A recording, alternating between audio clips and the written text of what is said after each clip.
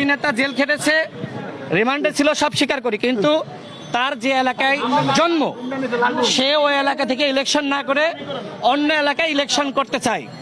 আমরা এই জন্য তাকে বলেছি যে তুমি তোমার এলাকা থেকে ইলেকশন করো। আমি শেষ করি। তার জন্মস্থান যেখানে, আমরা মনে করছি যে ওই জন্মস্থান থেকে ইলেকশন করলে সে ভালো করবে, এবং গাজীপুর দিয়ে যাকে ঘোষণা করা হয়েছে সেও আমাদের ত্যাগী নেতা, সেও আমাদের শ্রমিক নেতা। এখন একটি আসনে যদি দুইজন থাকলে তো আমরা কেন্দ্রীয় নেতা হিসেবে আমাদের সিদ্ধান্ত নিতে হয়। তো মাহফুজ ঢাকা বিশ্ববিদ্যালয়ের ছাত্র, ত্যাগী নেতা, সে তার নিজ এলাকা থেকে ইলেকশন করবে।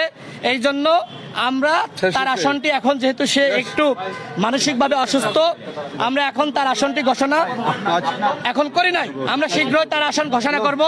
সাংবাদিক ভাইরা তার বক্তব্য নিয়েছেন, আমার বক্তব্য নিয়েছেন। বক্তব্য দেই নাই, আমি পাগল। আচ্ছা, আমি বলছি যে পাগলামি করো না, শোনেন, আমি বলছি যে শোনেন, পাগলামি করো না ভাই, থামো তুমি।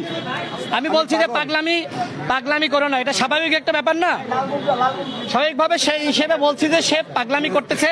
তা আপনারা যদি মিডিয়ার ভাইরা এগুলো যদি এইভাবে তুলে ধরেন, মানুষের কাছে তো আসলে মানে খুবই দুঃখজনক, আসলে একটা বলার ভাষা নাই।